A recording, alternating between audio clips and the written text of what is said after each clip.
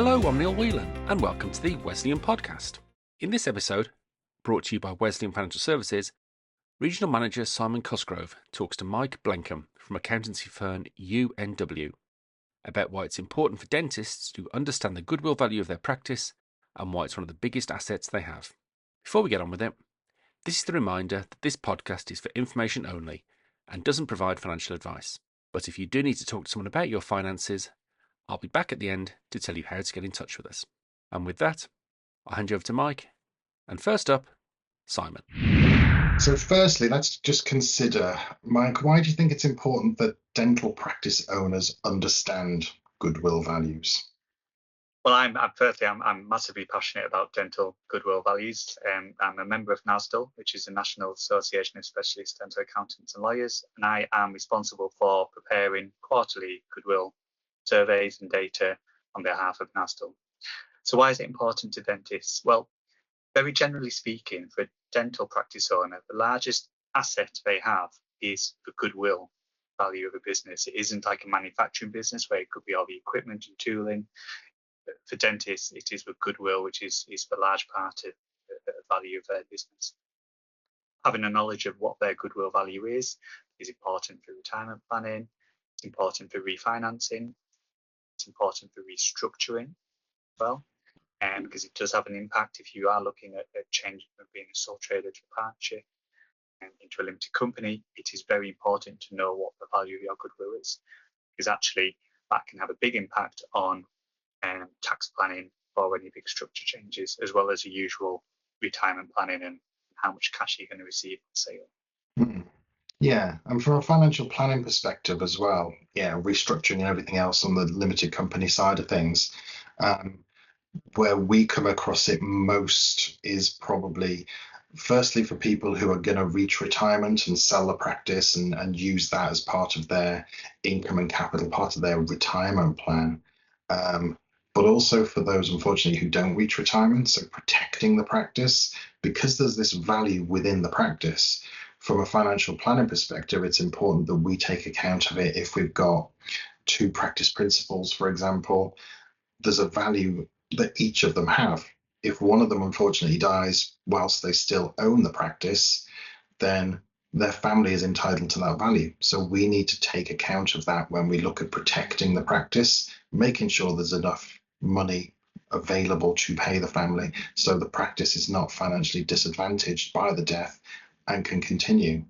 So yeah, goodwill value is really important, both from an accounting perspective and a financial planning perspective. Mike, where are we at the moment in terms of goodwill value in the current market? It's October 2024, just coming up to, where are we? Where are goodwill values now? So the last submitted goodwill data is for the April 24 quarter. So this is again the NASDL data. And just explain as well, so all NASDL members will submit data to myself. I'll compile it and then release it to the dental press. So the average dental practice goodwill data suggests that as a percentage of turnover, 124% is the average goodwill practice value. So if you had £1 million turnover in your dental practice, then based on the average data, your practice would be worth 1.24 million. That's a great figure. That doesn't explain what's happened previously. And in previous quarters, the January 24 quarter was 122%. So very, very stable.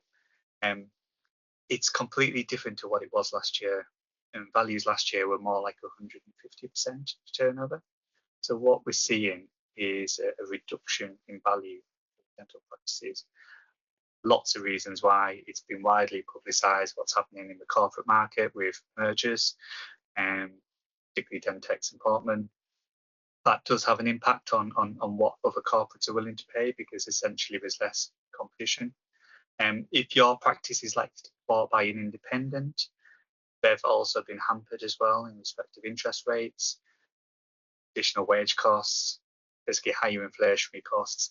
They all affect what's called the affordability of a practice. So if you're a buyer and you're looking at buying a practice, you have to factor in how profitable that practice is going to be under your ownership. And that will dictate how much lending you can receive, ultimately what is going to be serviceable from a debt perspective. Put that all into a fancy spreadsheet and it'll come out with a maximum value that you could offer based on a certain level of performance of a practice. So essentially what we're saying is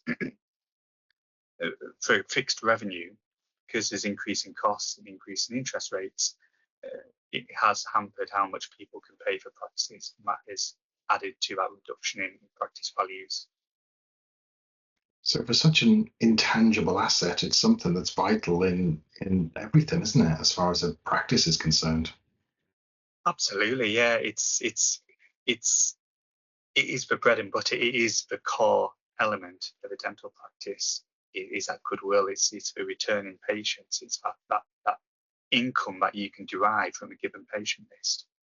It's massively powerful, and dental practices, pound for pound, are massively more valuable than other industries. In your experience, are dentists aware of the fluctuating value or their own value of the goodwill in their practices, or is it just something they assess if they're looking to sell? I think unless it's discussed, unless you have a specialist dental accountant, it's probably only comes to fruition at the point of sale when they're going to market. And if they've got an unexpected high expectation of the value of their business, and actually when it goes to market, the sales agents are saying it's not worth that, it can have an impact on their follow-on retirement planning. So we generally carry out a bit of an exercise where we will have a chat about goodwill values every accounts meeting. It's fair to set expectations, but also it's fair to kind of merge into the retirement planning or exit strategies that we'll generally chat about clients.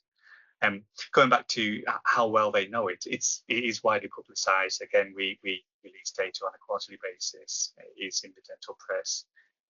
The difficulty is it's an average. And as much as I think the NASDAQ Goodwill survey is powerful, it is a culmination to create an average. It doesn't focus on one specific practice. So it's important to remember that because your practice might be different to, it will be different to an average practice, value will vary from the average. There is interesting quirks in what's happening with NHS practices, private practices, and deal activity. So we can talk about deal activity quickly. In 2023, the calendar year 2023, there was 25% less transactions than there were in 2022. And the market was very quiet.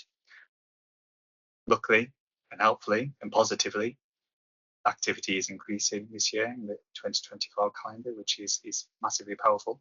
But again, another quirk is there's less, proportionally, there's less NHS practices being sold than there were in previous years.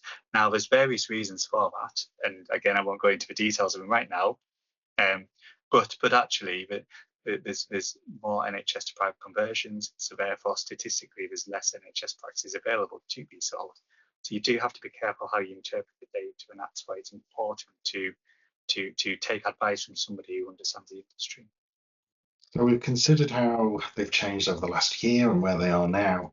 Any thoughts on where they might go in the future? Are there any indications in the market as to whether they're on the up or there might be trouble ahead? It's always difficult to predict, and for someone not to comment in a year's time to say, "Hey, Mike, you were wrong there." Sorry, I don't mind. I don't mind not sitting on the fence. What is it? It's autumn 2024. We're going to have a budget very, very soon, and it's expected that on the budget there's going to be an attack on tax rates. And what that means for goodwill values, we don't truly know. I would expect if there is an increase in capital tax rates, and that is implemented at the start of the next tax year, so 6th of April 2025, there may be a rush on the market for people to accelerate retirement plans to try and sell their practice before the end of the tax year, and therefore realise again at a lower tax rate. Whether that will happen or not, we're not too sure. There is a track record of capital gains tax changes being made as of midnight on the budget day. So essentially what that means is it provides no margin, no period of time for you to to make any business decisions before the effective change in tax rates. Exciting times, and it just underlines the importance of having professional advice from a specialist accountant, from a specialist financial advisor. And that's our show for this week. Thank you to Simon and Mike.